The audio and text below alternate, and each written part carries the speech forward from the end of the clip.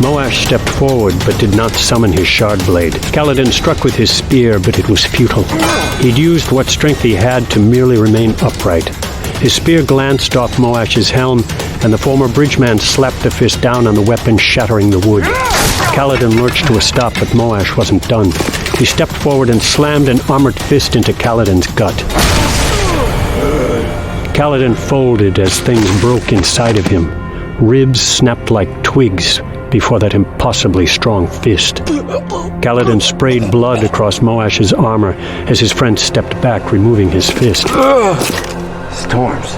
That was a harder blow than I intended. You did what you had to. Oh, Stormfather.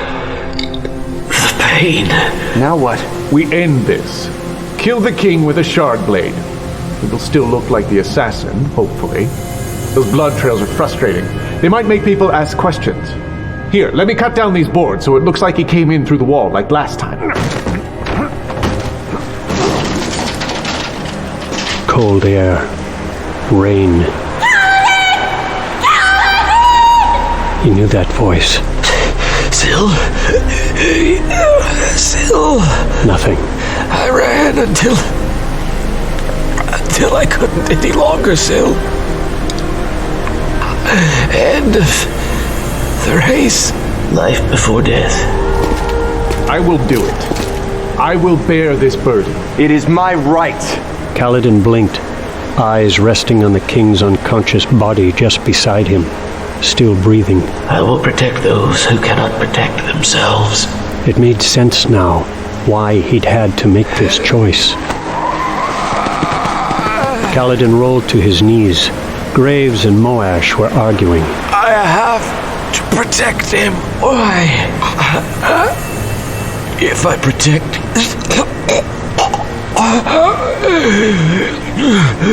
If I protect only the people I like, it means that I don't care about doing what is right.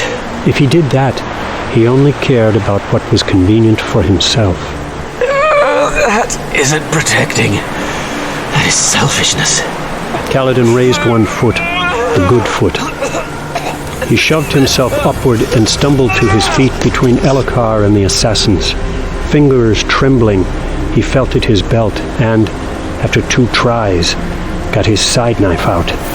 He squeezed out tears of pain and through blurry vision saw the 2 shard bearers looking at him. Moash slowly raised his faceplate, revealing a stunned expression. Stormfather! Cal, how are you still standing?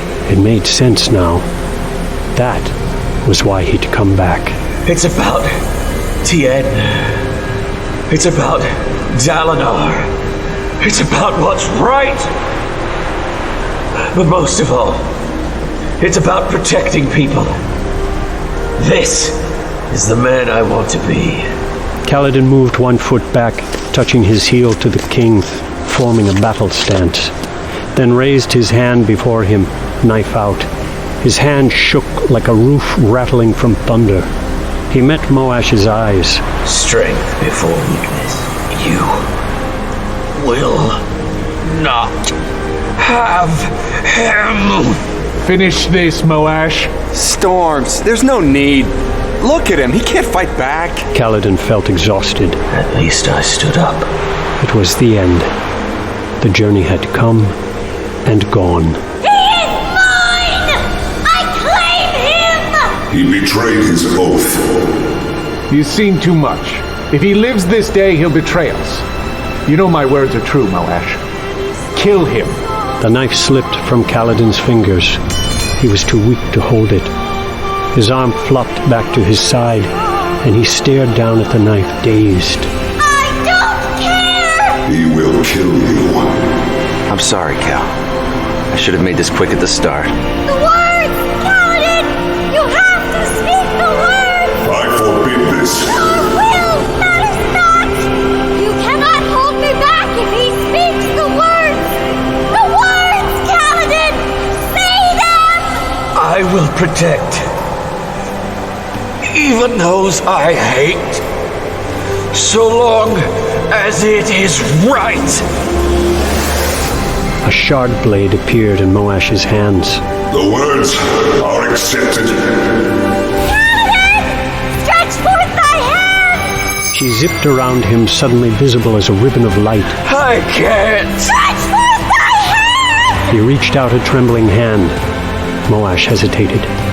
Wind blew in the opening in the wall, and Syl's ribbon of light became mist. A form she often took, silver mist, which grew larger, coalesced before Kaladin, extending into his hand.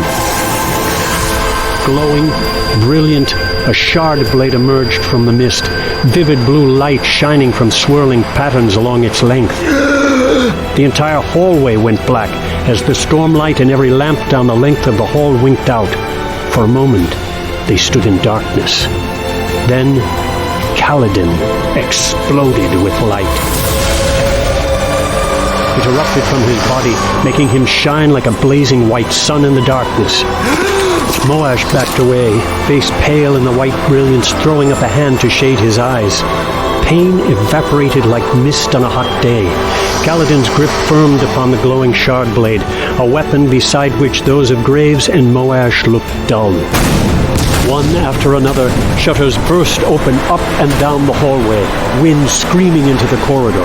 Behind Kaladin, frost crystallized on the ground, growing backward away from him. A glyph formed in the frost, almost in the shape of wings. Graves fell in his haste to get away. Moash backed up, staring at Kaladin. The Knights Radiant have returned. Too late! Kaladin frowned, then glanced at the king. The diagram spoke of this! We missed it! We missed it completely! We focused on making certain you were separated from Dalinar, and not on what our actions might push you to become! Moash looked from Graves back at Kaladin. Then he ran, dashing down the corridor and disappearing.